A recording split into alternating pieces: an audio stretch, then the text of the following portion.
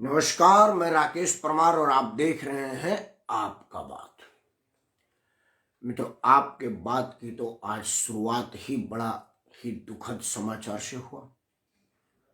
सुरों की मलिका स्वर कोकिला सुर सामग्री और दुनिया में अपने शानदार पिताज और बेमिसाल आवाज से पूरे दुनिया को अपना दीवाना बनाने वाली, अपने प्रभाव से प्रभावित करने वाली, भारत रत्न से सम्मानित लता मंगेशकर जी का दुखद देहांत का समाचार मिला। आज की मुख्य समाचार यही रहा, लेकिन इस बीच अभी शाम होते होते एक और समाचार आया। मैं चाहूंगा कि उस पर आपसे 2 मिनट बात करूं। बाकी श्रद्धांजलि तो आज खैर लता मंगेशकर के लिए ही है। एक विज्ञापन आता था कि एमपी गजब है, लेकिन आज मैं ये देख रहा हूं कि एमपी गजब है कि नहीं है, लेकिन पंजाब जरूर गजब है। पंजाब में एक पार्टी ने एक बेवड़े को, जिसने सदन में भी बेअदबी की है सदन की, उसको मुख्यमंत्री उम्मीदवार घोषित किया। कांग्रेस ने अपने वर्तमान मुख्यमंत्री, जिनके हुकूमत में, जिनके शासनकाल में अभी पंजाब की सरकार काम कर रही है, मिस्टर चरणजीत सिंह चन्नी को अपना मुख्यमंत्री उम्मीदवार घोषित कर दिया। ये वही चन्नी है जिनको नवजोत सिंह सिद्धू चौवन्नी समझते हैं। खैर, चन्नी चौवन्नी नहीं है, ये बात वो साबित कर चुके हैं, क्योंकि चन्नी का हनी मनी और चन्नी का तिगड़ी दुनिया जान चुकी है। उनके एक रिश्तेदार के घर से करोड़ों रुपया की अवैध संपत्ति पाई गई है। वो खैर किस नेता के यहाँ से नहीं पाई गई है, कहना मुश्किल है। मित्रों, जो चरणजीत सिंह चन्नी जब से मुख्यमंत्री बने, जब से लाइमलाइट में आए, अरे आदरणीय दीदी को शायद प्रणाम, तब से एक बड़ा ही महत्वपूर्ण रहा कि चरणजीत सिंह चन्नी बहुत ही शालीनता से बात करते हैं और बहुत ही विनम्र लगते हैं। किसी भी बातों पर उनका अंदाज, हर बात पर अपना शानदार बेबाक आवाज, वो हमेशा से चरणजीत सिंह चन्नी मीडिया को प्रभावित करते रहे। एक तरह चरणजीत सिंह चन्नी जिस गंभीरता का परिचय देते हैं, वहीं पर भोलेपन का प्रदर्शन करते हुए नवजोत सिंह सिद्धू उनसे आगे निकलने का प्रयास करते हैं। लेकिन हम लोग जो टीवी पर देखना चाहते हैं लोगों को, उसमें चरणजीत सिंह चन्नी का व्यवहार बहुत सौम्य, शालीन और शानदार रहता है। चरणजीत सिंह चन्नी किसी दलित के घर पैदा हुए हों या ईसाई धर्म स्वीकार कर लिया हो, ये कोई बहुत महत्वपूर्ण नहीं है, क्योंकि ईसाई इस देश का नागरिक है और उसको ईसाइयत का बखान करने, ईसाई धर्म में परिवर्तन करने का, अपना धर्म मानने का तो हमारा कानून अधिकार देता है। उसमें चरणजीत सिंह चन्नी को किस बात का दोष। लेकिन चरणजीत सिंह चन्नी ने अपने छोटे से कार्यकाल में जो प्रभाव छोड़ा है वो काबिल तारीफ है। और मैं समझ रहा हूँ कि कांग्रेस पार्टी ने एक दूर की कौड़ी खेली है। राजनीतिक लोगों को इस बात पर सोचने पर मजबूर कर दिया है कि एक दलित को आप किस बात से इनकार करेंगे। दलित को मिले मौके पर उसने भरपूर भुनाया है और भरपूर फायदा उठाया है राजनीतिक रूप से। और पंजाब में लिए गए निर्णय पर किसी तरह का कोई विवाद, कोई संदेह और किसी तरह का कोई लक्षण नहीं लगा है। चरणजीत सिंह चन्नी ठीक जा रहे हैं। पंजाब में दलितों की आबादी बहुत ज़्यादा है, इसीलिए पंजाब से दलित को खारिज करना इतना आसान काम नहीं है। अब आपका प्रश्न होगा कि अगर दलितों की ही बात की जाए तो भारतीय राजनीति में दलित राजनीति का वर्तमान शानदार चेहरा मायावती ने बादल परिवार से गठबंधन किया है। मायावती का प्रभाव पंजाब में उतना नहीं पड़ेगा जितना उत्तर प्रदेश में पड़ेगा। बेसिकली मायावती उत्तर प्रदेश की नेत्री हैं और उत्तर प्रदेश के दलितों पर उनका बिल्कुल छाप है। और वो समय समय पर नहीं, जब से उन्होंने राजनीति में कदम रखा है तब से अब तक उस पर एक अधिकार साबित करती रही हैं, कर चुके हैं। लेकिन फिर भी मैं समझ रहा हूँ कि जो अब तक के घोषित मुख्यमंत्री पंजाब में दिए गए हैं, जिनके चेहरे के सहारे लोग राजनीति करेंगे, उस पर चरणजीत सिंह चन्नी मुझे इन सब में सबसे सुपीरियर कैंडिडेट लगते हैं।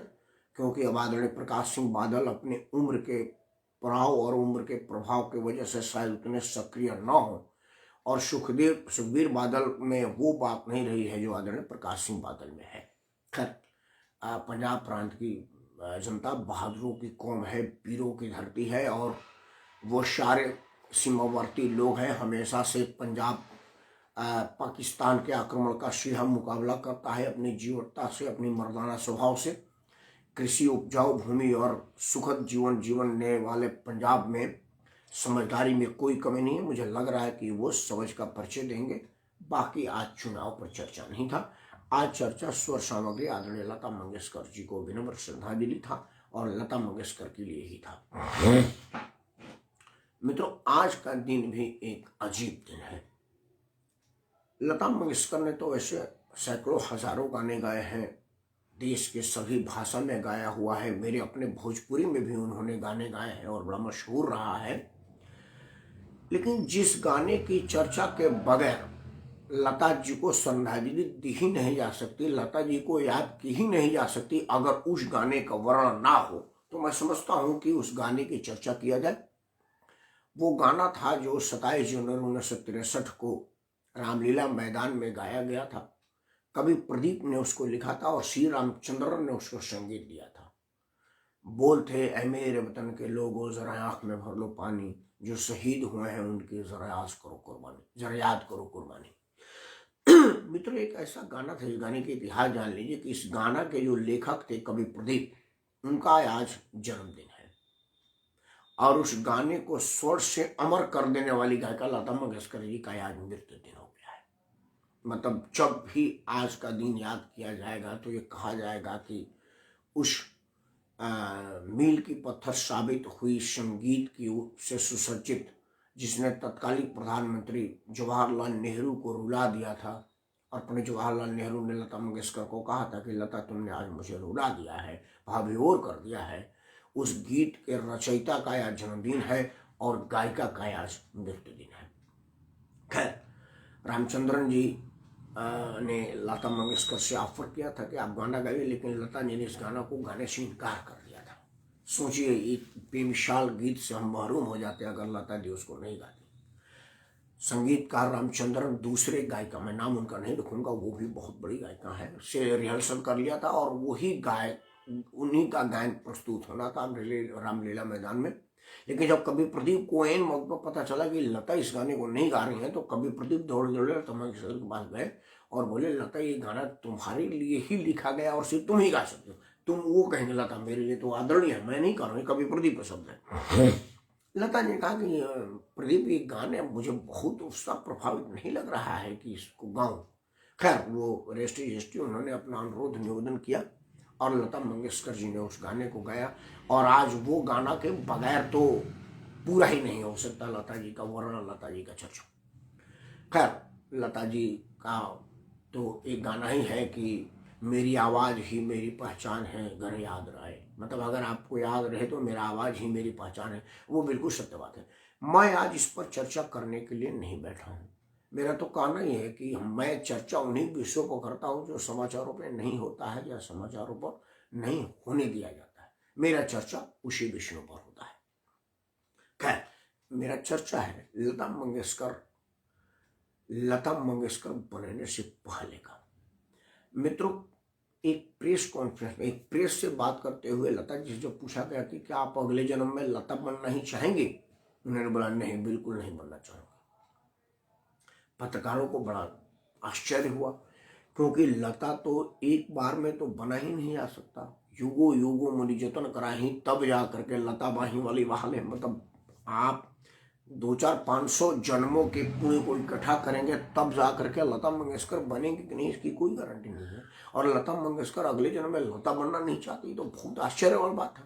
पत्रकार ने कहा कि भाई जरा इसको एलिब्रेट करें, इसको जरा और स्पष्ट करें कि ऐसा क्यों नहीं। तो लता जी ने कहा कि तुमको मेरी गीत याद आती है, मेरी गायकी पसंद है, मेरा उरूज पसंद है, देखा है, तुमने यहाँ तक पहुँचने का यात्रा नहीं देखा है। अगर तुम मेरे यात्रा को देख लोगे तो लगेगा कि कोई भी लता बनना पसंद नहीं। उन्होंने बताया कि बड़े बालपन से मुझे मजबूरी में गीत गाना पड़ा, यहाँ से वहाँ तक पैदल, लोकल में, और कितनी मुसीबतों का सामना करते हुए हमको स्टूडियो जाना पड़ता था, गाना पड़ता था। उन्होंने बोला कि जो मेरा पहला सबसे बढ़िया गाना आया था उसको अंत में सिनेमा में से हटा दिया गया। इन सब उतार चढ़ाव और मेहनत के बाद मैं अपने सुर साधना में लगी रही और तब जा करके एक गाना चला और मैं लता मंगेशकर बनी। मेरी जो सुर साधना है उसमें जो कष्ट है, जो तपिश है, जो तपन है, जो परेशानी है, वो मेरे सुर को सुशोभित हो जाने में उतना आनंद नहीं है जितना मेरी तपिश और तपस्या है। इसीलिए मैं चाहती हूं कि मैं दोबारा लता न बनूं, क्योंकि मुझे इतनी तपस्या करने की जरूरत ना पड़े। मित्रों, इसी को बड़कपन बोलते हैं। आमतौर पर आदमी 2 गाना हिट हो जाता है, 10-5 हजार रुपये का चेक बैंक में आ जाता है, तो सबसे पहले वो डुप्लीकेट मोटा वाला चैन लेकर के ऐसे ऐसे लहराते हुए गाने गाते हैं, ऐसे ऐसे करते हुए। वो लता मंगेशकर जिनके सामने माँ सरस्वती स्वयं खड़ा रहती थी कि हे पुत्री, तुमको और क्या चाहिए आशीर्वाद देने के लिए। और जब सरस्वती जी उन पर अपना आशीर्वाद बरसाती थी तो लक्ष्मी जी अपना धन वर्षा करती थी। सरस्वती और लक्ष्मी की दुलारी प्यारी और सबसे सुयोग शिष्या का ये कहना कि मेरी मेहनत बहुत ज़्यादा है, आप समझ लीजिए कि लता मंगेशकर का मतलब क्या है। मित्रों, लता मंगेशकर का आज जो अंतिम देहावसान का जो कार्यक्रम था, चूँकि वो भारत रत्न थी, तो उनको तीनों सेनाओं के टुकड़े ने सलामी दिया, गार्ड ऑफ ऑनर दिया। जो वो व्यवस्था आप अब तक राष्ट्रपति, प्रधानमंत्री ऐसे ऐसे लोगों को देखते होंगे, उस तरह का व्यवस्था उनको इसलिए दिया गया था कि वो भारत रत्न से सम्मानित थी। कोई भी भारत रत्न से पुरस्कार पाने वाला आदमी का अगर देहांत होता है तो इसी तरह की व्यवस्था की जाती है। वो जो जमवाड़ा लगा था दुनिया भर और देश भर के प्रतिष्ठित लोगों का, जहां भारत के प्रधानमंत्री ही गए हुए हो, अब उस प्रतिष्ठा पर क्या प्रश्न करना, कौन कौन आया था वो सब बात के हो गए ना भाई। जब भारत का प्रधानमंत्री वहां पर गए हुए हैं तो अब कौन गया है इसकी क्या गिनती करना है। जिस राज्य का ये घटना है वहां का मुख्यमंत्री स्वयं वहां सुबह से खड़े। सचिन तेंदुलकर जिनको लोग क्रिकेट का भगवान कहते हैं वो गए थे। बाकी ये सब छुट भइयों की और बॉलीवुड भाड़ों की मैं क्या करूं, वो हमारे कहने के युग नहीं है। मैं 3 नाम रख रहा हूँ, ब्रह्मा विष्णु महेश के बाद ही दुनिया खत्म है। तो ब्रह्मा विष्णु महेश का मतलब ये छोटे छोटे देवी देवता उसमें आ गए। पहला नरेंद्र मोदी देश के प्रधानमंत्री, देश दुनिया में सर्वाधिक लोकप्रिय जननायक स्वयं गए थे। और जननायक का और लता जी का रिश्ता है आपको पता ही है।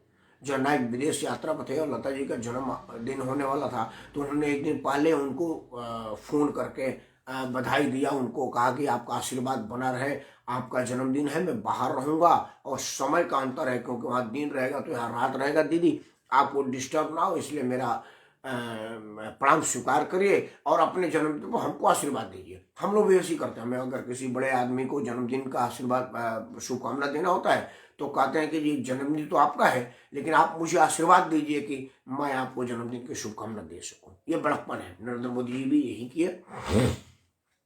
हर उस कार्यक्रम में जहाँ पर नरेंद्र मोदी को शुभकामना या हौसला अफजाई का मौका होता था, लता जी वीडियो बयान जारी करके, ऑडियो बयान जारी करके, ट्वीट करके या स्वयं बोल करके उनका हौसला बढ़ाती थी। और नरेंद्र मोदी की फैन फॉलोइंग में जो अरबों करोड़ लोगों का फैन फॉलो, उसमें एक लता मंगेशकर भी थी।